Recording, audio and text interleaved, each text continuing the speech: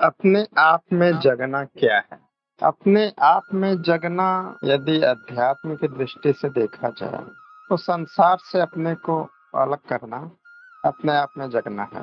क्योंकि जो चेतना रहित है और जो इस संसार को सत्य मान के अज्ञान में जो भी कर्म कर रहे हैं, वो तो उन्हें सोया भी नहीं कह सकते, क्योंकि वो सोए भी नहीं है। उन्हें मूर्छित कहना ज्यादा उचित है। वो बेहोश है, मूर्छित अवस्था में, क्योंकि उन्हें पता ही नहीं है कि ये जो संसार है जिसमें हमारा जीवन चल रहा है, ये परिवर्तित हो रहा है। परिवर्तन को दूसरे अर्थ में ही विनाश भी कह सकते और आरंभ भी कह सकते। जिस किसी भी चीज का परिवर्तन हो रहा है, या तो उसका विनाश हो रहा है या तो फिर विनाश के बाद उसका आरंभ हो रहा है। स्थिर कुछ नहीं, और जब स्थिर है नहीं कुछ, तो सत्य भी नहीं, क्योंकि जो सत्य है वो सदा है, और जो सदा है वही सत्य है, और जो परिवर्तनशील है, जो बदल रहा है, वो असत्य है।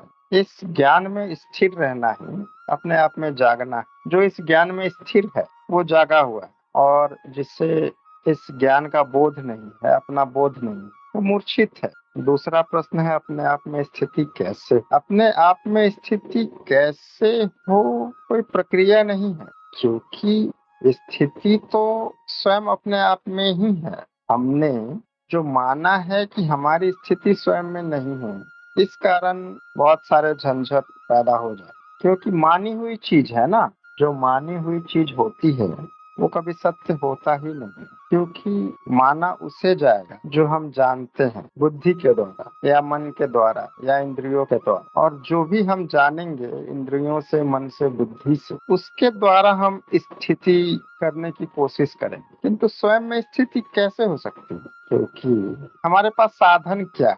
शरीर साधन है, इंद्रियां साधन है, मन है और बुद्धि, बस इतना ही साधन। अब इतने साधन से स्वयं को यदि जानना हो तो कैसे जाने? थोड़ी समस्या तो यहाँ प्रकट हो जाती है, क्योंकि लंबा अभ्यास है संसार में देखने का, सुनने का, कुछ भी करने का। यही अभ्यास हमें अपने स्वरूप से दूर कर, क्योंकि कुछ करके अपने स्वरूप में स्थित नहीं हुआ जा सकता। स्वरूप में स्थिति होती है कुछ नहीं करने से। कुछ नहीं करने का अर्थ है कि कुछ नहीं करने का भी विचार या भाव नहीं होना चाहिए। वो जब अत्यंतिक मौन घटित होता है, तो फिर वहाँ कुछ नहीं का भी भाव निकल जाता है, तभी वो मौन घटित होता है। नहीं तो यदि इच्छा होगी कि कुछ साधन करके उस स्थिति को प्राप्त हुआ जा सके, तो संभव नहीं है, क्योंकि मन चिंतन करेगा। मन ये चिंतन करेगा कि मन में कहीं कोई विचार ना आ जाए। तो कहीं कोई विचार ना आ जाए, दूसरा विचार नहीं भी आए, लेकिन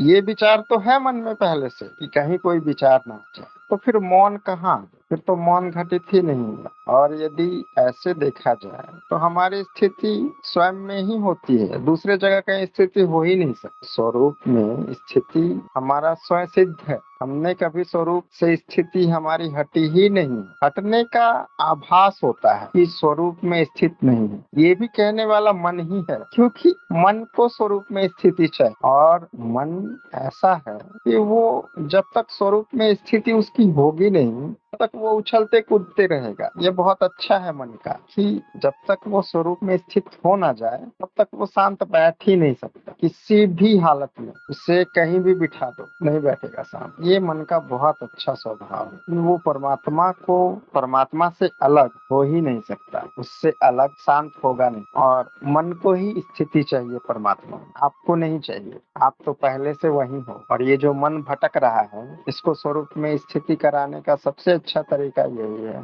कि इसे एकदम छोड़ दे, नितांत कुछ भी नहीं करना है, एकदम शांत छोड़ देना है, पूरी तरह शांत। 2 4 10 मिनट के लिए इधर उधर घूमेगा, भटकेगा, कभी दिल्ली चला जाएगा, कभी आम में चला जाएगा, तो कभी कहीं किसी रिश्तेदार के पास चला जाएगा। लेकिन यदि उसके ऊपर ध्यान नहीं दिया जाए तो वो फिर से लौट आएगा। ध्यान नहीं देने का अर्थ यही है कि वो जहाँ जा रहा है उसे जाने दे, किंतु इतना ध्यान रखे कि मैं और मन ये दो अलग चीजें हैं। मन को सत्ता देने वाला मैं हूँ, मेरे द्वारा मन सत्ता पाता है, इसलिए वो कहीं भी जाए उससे मुझे कोई फर्क पड़ने वाला नहीं। मैं अपने स्वरूप में शांत, सिर्फ इतना चिंतन आ जाए तो मन स्वयं आ जाएगा, क्योंकि उसे पता है कि अब मेरे ऊपर कोई ध्यान नहीं देगा। मैं कहीं भी चला जाऊं किसी को कुछ फर्क पड़ने वाला, इसलिए वो लौट के आ जाएगा। ये जो अवस्था है ये बेहोशी से इसकी तुलना नहीं करनी। बेहोशी में तो पता ही नहीं चलता है कि मन कहाँ है और हम कहाँ हैं। ये पूर्ण होश की स्थिति है। यहाँ ये भी ज्ञान रहता है कि मन भटक रहा है, और ये भी ज्ञान रहता है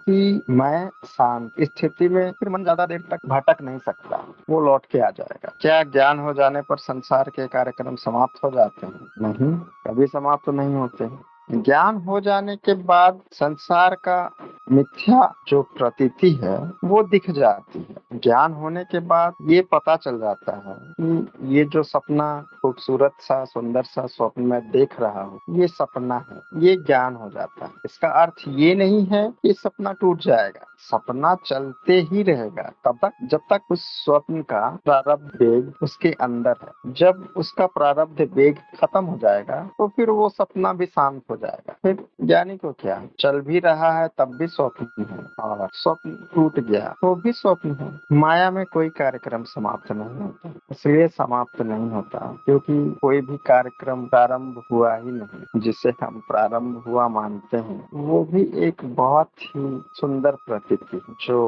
होके भी नहीं और नहीं होके भी है, इसीलिए इसे माया कहते हैं। असत्य नहीं कहा, झूठ नहीं कहा। झूठ इसलिए नहीं कहा क्योंकि हमें अनुभव हो रहा, हम इस चीज का अनुभव कर रहे हैं, नहीं होते हुए भी अनुभव कर रहे हैं। जैसे हम रास्ते में कहीं जा रहे हैं और अचानक किसी परछाई को देख के डर गए, अरे ये क्या है, भूत है क्या? तो हाँ, भूत है नहीं, किंतु वो परछाई ने भूत का कार्य किया, उसने मुझे डरा दिया। इसलिए वो असत्य भी नहीं है और सत्य भी नहीं, इसलिए उसे इतना कह सकते हैं कि सत्य और असत्य के मध्य में यदि कोई शब्द हो तो उसका प्रयोग कर सकते हैं। वैसा ही ये संसार कि जो है भी और नहीं भी, जिसका होना उतना ही सत्य है जितना चंद्रमा का प्रतिबिंब पानी में दिखे, और उसका नहीं होना इतना ही सत्य है जितना परछाई में भूत का दिखना। अब इसे क्या कहें? अब इसे वही कह सकते हैं कि ये संसार है भी और नहीं भी। है कब तक? जब तक इसकी प्रतीति प्रगाढ़ सत्य महसूस हो रही, सत्य की अनुभूति करवा रही है तब तक। और नहीं है कब? जब इसका सत्य जान लिया कि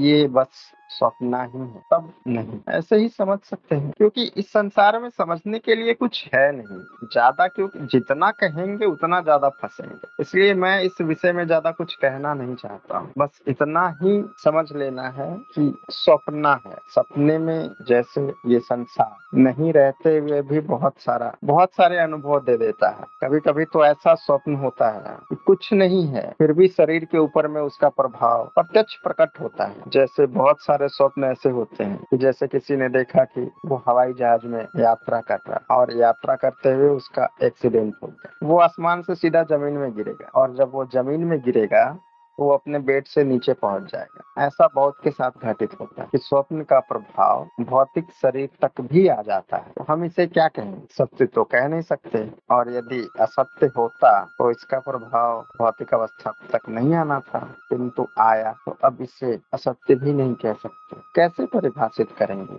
इसलिए इसे माया कह के त्याग दिया जाता है कि बस ऐसा ही है। अनुभव कीजिए और अनुभव को अनुभव की तरह जान लीजिए, इससे ज्यादा कुछ आवश्यकता नहीं, क्योंकि ये खेल बहुत जटिल है, बहुत ही जटिल।